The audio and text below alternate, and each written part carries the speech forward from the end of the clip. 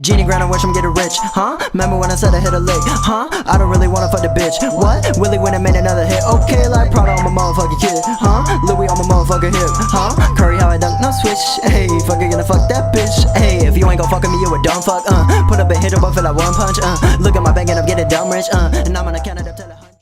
Hello world and welcome back to What If Naofumi was summoned by the Elves. Part 3, I believe. You might be wondering where or when he is going to be starting. Perhaps he wakes up from this dream right back on the battlefield and starts pushing him back. No, my humble audience. Honestly, I envy your ignorance. For not every battle can be won. Not every single baddie has to be killed. Not every single hero will prevail, and not every single battle will have a sure ending. We are all not exempt from this. We are human. And so is he. No matter how much he tries to deny it.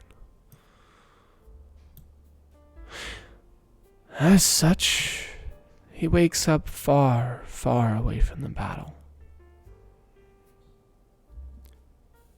Alone in a mysterious, white world. He thinks he's dead. His body doesn't hurt. He looks around and sees his original body, his no longer torn up scars and stitches that run up along his sides, and half of his face wasn't slouching down anymore. His dead skin gone. No more itches. No more edges. He was finally free. Free from life. Until a small pixie, a fairy, beyond his belief, he saw something in this mortal plane that he has not known of his existence.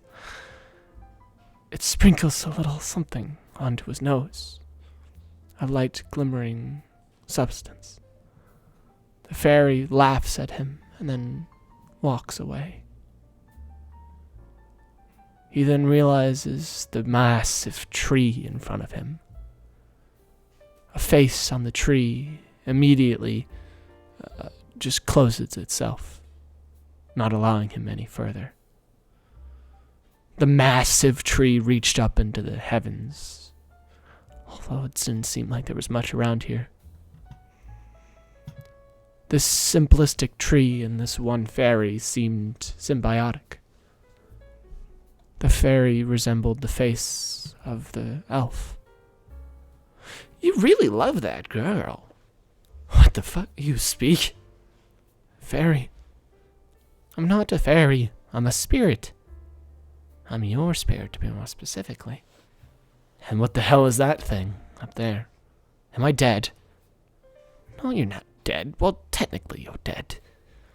No, dummy, you're in between the mortal plane and heaven. You see, being a hero is more complicated than it looks. I get that, but how do I go back? Even if I die, I can't go back. This is where all heroes go when they are defeated, and they wait for the others to die too. This place can be whatever you imagine it to be. You only have to open up your heart. You gotta be shitting me. Open up my heart? I know, sounds corny, right? That's what I told him. Who's him? The king of fairies. The king of spirits, to be more specific.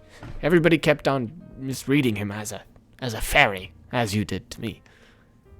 Did it sound racist? Only slightly. I excuse myself. It's fine. You humans always never know much about us either way. Us humans? Oh, that's right. You were never properly introduced to the world, were you? I swear, I told the girl to give you a proper entrance. Oh, it's terrible what happened to those girls. Is there any way I could atone? Oh no, trust me, you'll have plenty of time to do that. Right now, all that matters is getting you out of here. Returning you back to the mortal plane. The plane that you earned to be on. All the pain that you've been through will come to fruition soon. Don't you worry. Are you sure? Sure, I'm sure. Now, imagine a desert. Cold, and yet hot at the same time. You can't be serious. A desert? No, a jungle. How about that? That's fine, that's fine. As long as you give it the thought. He imagines the happy place again. The cabin with her and his children. However, they were gone. Seeing his sad face, she tells him that, you know, to return back to her, you must let go of all your hate. To return to her? I'm not just talking about getting out of here, which, yes, you have to do that too. But to return to your normal self. Let go, Naofumi. Let go of all of your hate for once. Your hate is what drove you to run straight into trying to get more power. It was never that simple, Naofumi. But what happened to Lily? You don't have to worry about her. She ran and ran, carrying your body all the way to her kingdom. We're in the elven kingdom? No, not right now, dummy. We're in the spirit realm right now, obviously. I can't believe I have to do all this work.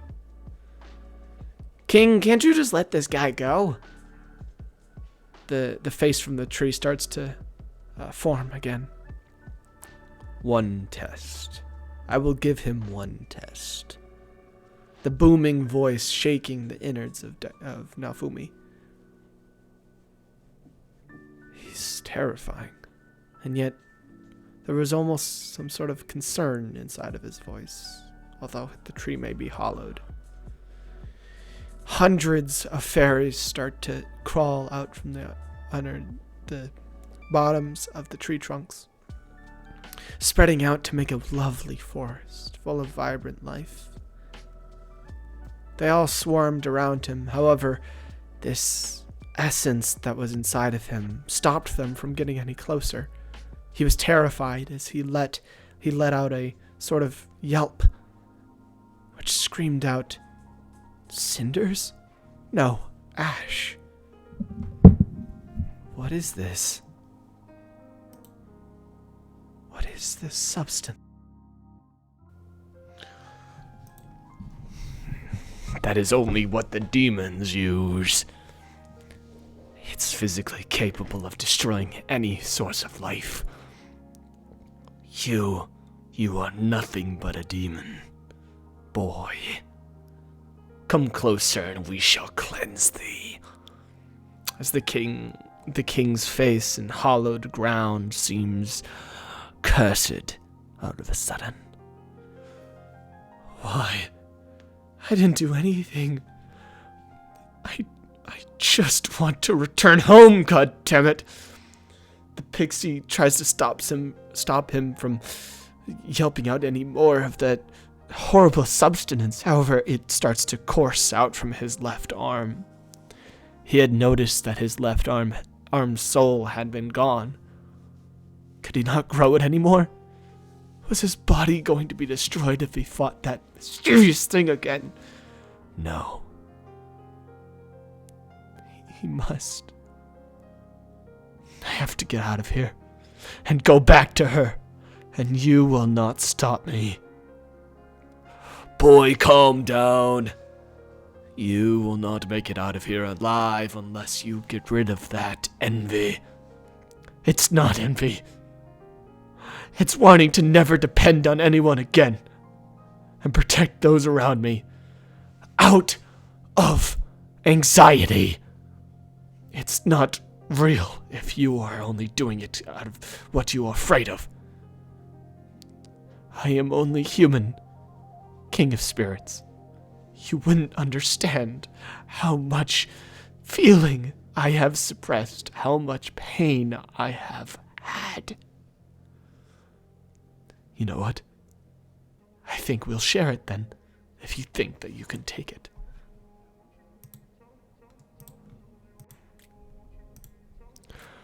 You wanted my power.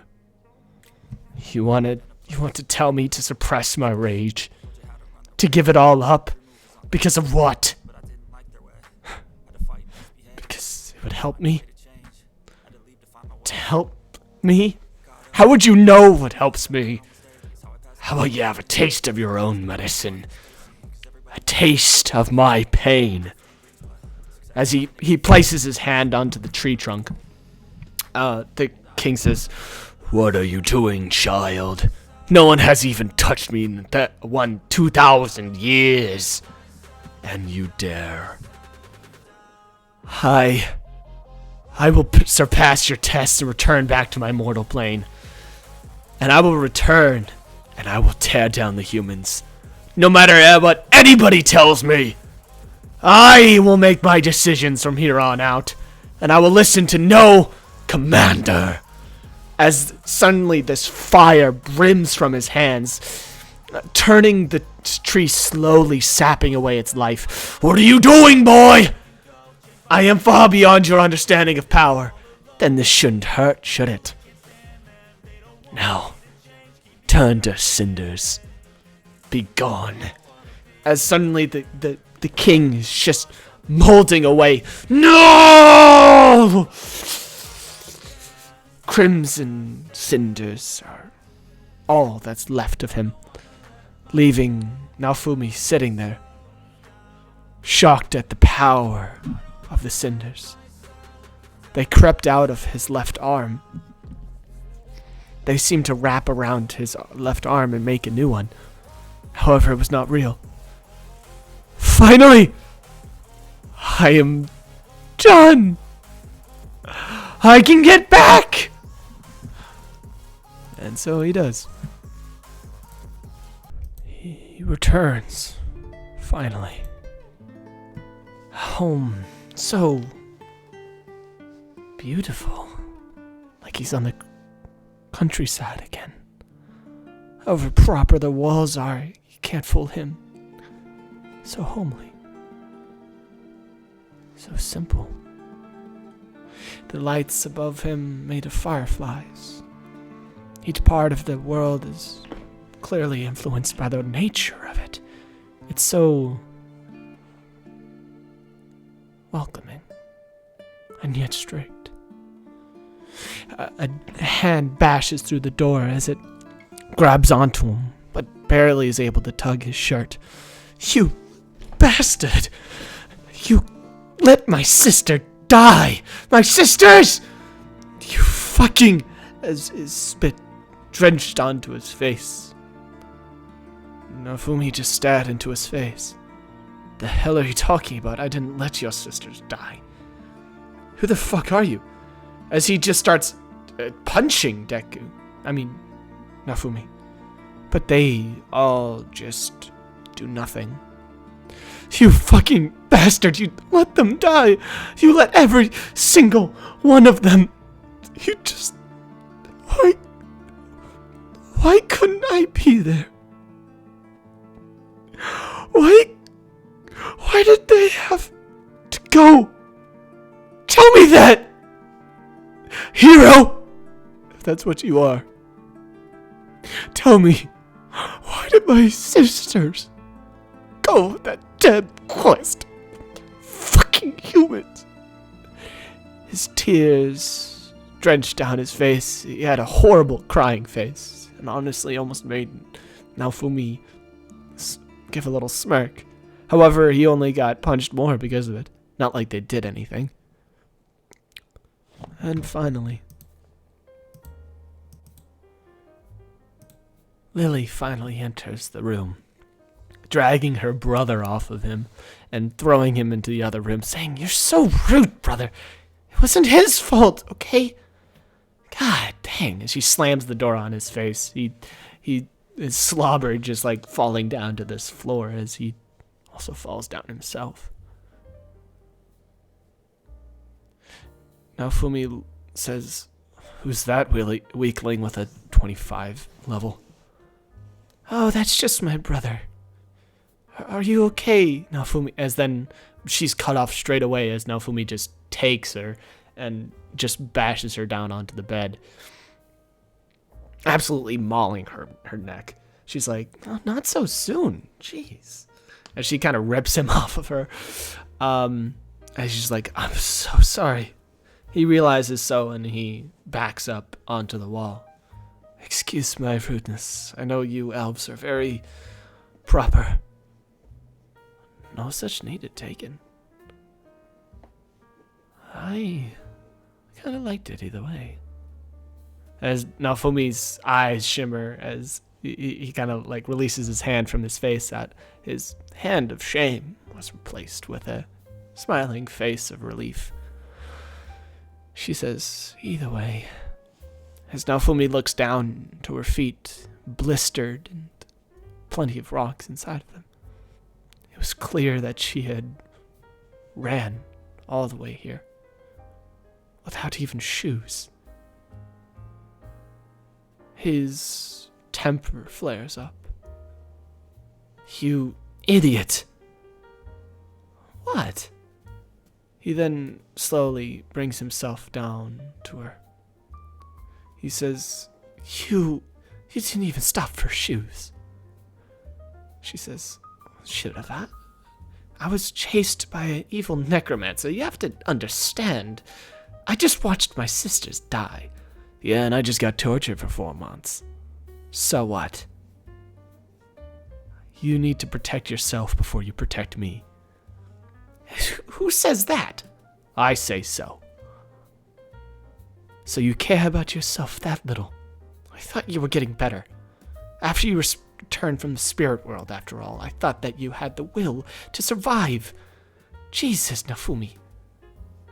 I worry about you so much. You have no idea." "Oh, I have some idea. You worry about me just as much as I worry about you." As they're getting a little too comfortable together, a man enters the room, of very tall stature, his back sort of arched from work, and his worried face is replaced by a happy smile. As Naofumi looks up with his eyes opening wide, by the look on Lily's face, this must be the father. Yes, I am. "Hello, young warrior. Welcome to the elfen kingdom. It seems like you're getting comfortable." As you know, Degu's just like, maybe a little bit too much. "I am so sorry. I did not mean to take advantage of your daughter." And he's like, "Oh no, trust me. We're very open about our feelings." Yeah. As he's just like, "That's a weird relationship to have with your daughter." He's like, "Oh, not at all. Since birth in the Elves kingdom, you are considered a warrior. Unless, of course, you want to if you forced yourself to take another thing. We have honed our skills since we were young, found our talents and honed them for all our lives, however long they may last." Naofumi says, "Okay, King. Well, show me around at least." It feels like he almost kidnapped me by this point, shoving me in this room. As the king's like, "Oh, of course." He's like, "Wait, I wasn't serious. I thought I was trying to piss you off." As then the king leads him to the outside. The room that he was staying in was so proper, and yet the outside was so rural. Each of the houses with their own crests and people, all brimming with happiness. Their happiness was shaded over with stern looks, as their culture is not unlike that of a samurai. They have a warrior culture. Each one of their families have to produce one great warrior, or else they will be disgraced. They do create the strongest ones on the whole planet. And I have ruled over these people for thousands of years. 1,536, if I remember to the date. My God. You will be our 37th hero to come and try to help us. Well, to be more specific, the third that has actually figured out that we exist. Nevertheless, help us. But the people don't seem to welcome him as much as the king. They give him stern looks as they side-eye him. This will be your captain. I'm sure you want to keep on training. Keep on? I never even started. But you're so strong, hero. We shall talk in private then. Especially about my son's actions. I am so sorry about him. It's fine. As the king almost bows down in front of Naofumi. He was never shown this type of respect by anybody in his past life. The king was almost too nice. This ancient land had so much culture, so much people that were so focused. They each had trained every single other day.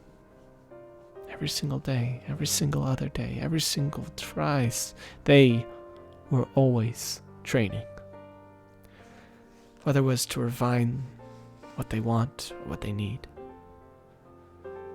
There was simply no need to do anything else. As he walked along the paths of the misty elven kingdom, the great tree, Yggdrasil, protected them all, providing a barrier connected to the king's soul. I created this to help us all from the intending calamities. It will protect us no matter what, hero. Be sure to protect this with your life.